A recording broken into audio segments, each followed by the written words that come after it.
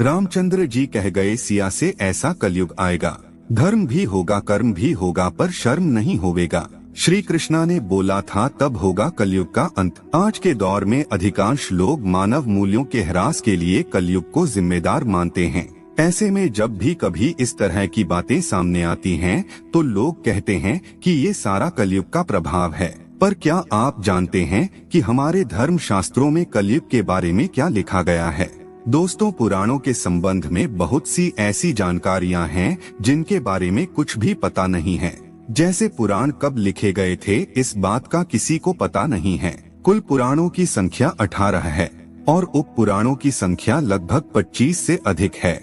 यदि हम पुराणों के अंदर भविष्यवाणियों की बात करें, तो भविष्यवाणी से संबंध रखने वाले पुराण को भविष्य पुराण के नाम से जाना जाता है। और इस पुराण के अंदर वैसे तो अनेक तरह की भविष्यवाणी आपको मिलेंगी और भविष्य पुराण की भविष्यवाणियां समय समय पर सच भी होती जा रही हैं। महर्षि वेदव्यास ने ही पुराणों की रचना की होगी, ऐसा माना जाता है। और इन पुराणों के अंदर लगभग 100 करोड़ श्लोक थे, लेकिन अब इनकी संख्या घटकर मात्र 4 लाख रह गई है। मतलब इनके कई भाग विलुप्त हो गए हैं। हालांकि अब इनको संरक्षित कर लिया गया है। भविष्य पुराण के अंदर नंद वंश एवं मौर्य वंश के साथ साथ शंकराचार्य, तैमूर, बाबर, हुमायूं, अकबर, औरंगजेब, पृथ्वीराज चौहान जैसे राजाओं के बारे में बताया गया है, जबकि भविष्य पुराण इनसे बहुत पहले ही लिखा जा चुका था। यदि हम बात करें कि भविष्य पुराण के अंदर यह भविष्यवाणियां कब की गई, तो हमें इस बात का पता लगाना होगा कि पुराणों की रचना कब हुई थी। इस बारे में सही किसी को पता नहीं है। लेकिन 20 हजारा ने पुराणों की रचना के संबंध में रिसर्च किया है। उनके अनुसार विष्णु पुराण पहला पुराण था जिसकी रचना 400 ई के अंदर हुई होगी और उसके बाद पुराण अलग अलग सन के अंदर रचे गए थे। भागवत पुराण 600 से 700 ई के आसपास रचा गया था। अग्नि पुराण की रचना यद्यपि 800 ई शून्य में हुई के आसपास हुई होगी। पद्म पुराण की रचना की बात करें तो इसकी रचना 1200 से 1500 ई के बीच हुई होगी। दोस्तों, भले ही पुराण काफी पुराने हैं, लेकिन उनके अंदर ऐसी अनेक भविष्यवाणी का जिक्र मिलता है जिनको पढ़कर विश्वास करना मुश्किल हो जाता है। लेकिन आपको यह नहीं समझना चाहिए कि कोई विद्वान ऐसी भविष्यवाणी कर नहीं सकता है।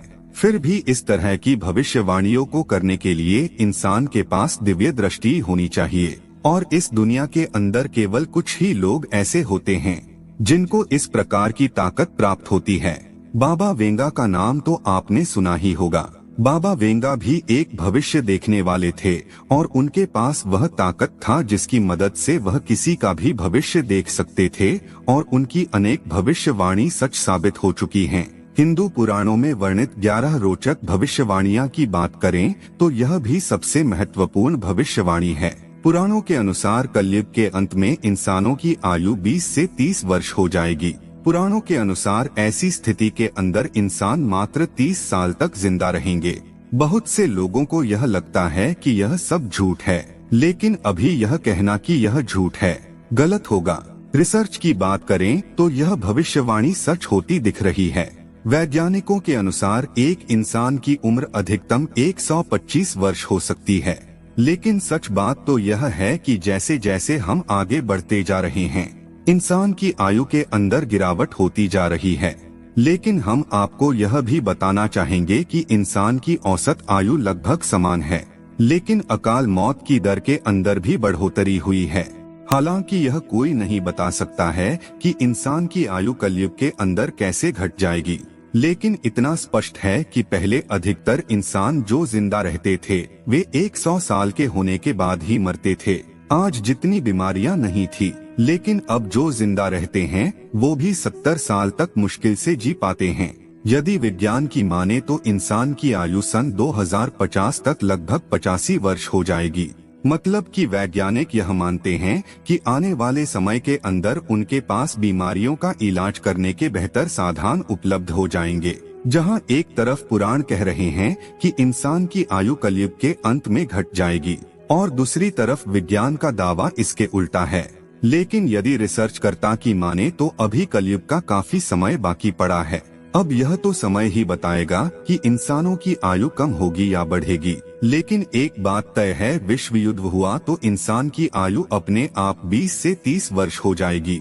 कलयुग के अंत में मानव जाति का पतन हो जाएगा, मतलब प्रलय आ जाएगी। दोस्तों, इस बात से कोई इनकार नहीं कर सकता है कि प्रलय नहीं आएगी। वैज्ञानिक भी इस बात को मान चुके हैं कि धरती का यही स्वरूप सदा ही नहीं रहने वाला, एक दिन पूरी धरती का अंत हो जाएगा। अब यह अंत किस तरीके से होगा, इस बात पर अभी भी विवाद है। कुछ वैज्ञानिक मानते हैं कि समुद्रों के अंदर तूफान उठेगा और उसके बाद पूरी धरती जलमग्न हो जाएगी। वह कुछ वैज्ञानिक यह भी मानते हैं कि परमाणु युद्ध होगा और सब कुछ नष्ट हो जाएगा। खैर, जो भी हो, अंत होना तय है। लेकिन पुराणों की माने तो कलयुग के बाद प्रलय आएगा और उसके बाद सतयुग वापस आ जाएगा। यदि हम पुराणों के अलावा दुनिया की सबसे पुरानी सभ्यताओं की बात करें तो उनका भी अंत हुआ था। सिंधु सभ्यता का अंत, माया सभ्यता का भी अंत हुआ था। मतलब दुनिया की ऐसी अनेक पुरानी सभ्यताएं हैं जिनके अब केवल अवशेष ही मिलते हैं। और अब हमारी बारी है। कल हम लोगों के भी सिंधु सभ्यता की तरह अवशेष ही मिलेंगे। दोस्तों, पुराणों के अंदर यह भी लिखा मिलता है कि इंसान खुद को नष्ट करने वाले ऐसे अस्त्र शस्त्र तैयार कर लेगा जिसकी मदद से वह खुद का ही विनाश करने लग जाएगा। अब आप खुद देख सकते हैं कि दुनिया को न्यूक्लियर बम की कोई आवश्यकता नहीं थी, उसके बाद भी उसे बनाया गया। और एक समय ऐसा भी आ जाएगा जब इंसान इनका प्रयोग पूरी दुनिया पर कर डालेगा। हिरोशिमा और नागासाकी जगहों पर इन बमों का प्रयोग इंसान ने ही तो किया था। अब आप खुद ही सोचे कि इंसान को गन की क्या आवश्यकता थी, लेकिन उसके बाद भी इसे बनाया गया। इसके अलावा पुराणों के अंदर यह लिखा हुआ मिलता है कि इंसान भयंकर अशास्त्रों का प्रयोग करेगा और उसके बाद धरती रहने योग्य नहीं रहेगी। भगवत पुराण के अंदर लिखा गया है कि कलयुग के आते आते इंसान वासना के अंदर डूब जाएंगे। विवाह एक समझौता बनकर रह जाएगा। इस युग के अंदर पुरुष और महिला अपनी शारीरिक पूर्ति के लिए साथ साथ रहेंगे और महिलाएं और पुरुष अपनी इच्छा की पूर्ति के लिए पर पुरुष या पर स्त्री से समागम करने से भी नहीं चुकेंगे। पुरुष का मतलब केवल उनकी संभोग ताकत से जोड़कर देखा जाने लगेगा। महिलाएं कड़वी बोलने लगेगी और उनके ऊपर पति का कोई नियंत्रण नहीं रह जाएगा। वर्तमान के अंदर यह सब सच हो रहा है। महिलाएं अपने शरीर के सुख के लिए अपने पति तक को मारने से नहीं हिचकती हैं। इसी तरीके से पुरुष भी महिलाओं को एक उपभोग की वस्तु समझते हैं और उन पर अत्याचार करते हैं। पुरुष अपनी भूख को शांत करने के बाद महिलाओं को छोड़कर भाग जाते हैं और चारों तरफ रेप ही रेप हो रहे हैं, जिनकी न्यूज तो आप अखबारों के अंदर भी देख सकते हैं। भागवत पुराण के अंदर कहा गया है कि कल युग के अंदर धन ही सब कुछ हो जाएगा और जिस इंसान के पास धन होगा उसकी चारों ओर कदर की जाएगी और जिसके पास धन नहीं होगा उसे पापी, नीच और अधर्मी समझा जाएगा। जिस इंसान के पास धन होगा उसे ही अच्छा कुल वाला माना जाएगा और धन के लिए इंसान अपनों का रक्त बहाने से भी नहीं हिचकेगा। वर्तमान की बात करें तो यही सब हो रहा है। धन के लिए भाई भाई को मार रहा है। 1 इंच की जमीन के लिए लोग एक दूसरे का कत्ल कर देते हैं और जिसके पास धन होता है लोग उसको ऊंची नजरों से देखते हैं और उसकी इज्जत करते हैं और जिसके पास धन नहीं होता है उसे कोई भी नहीं पूछता है।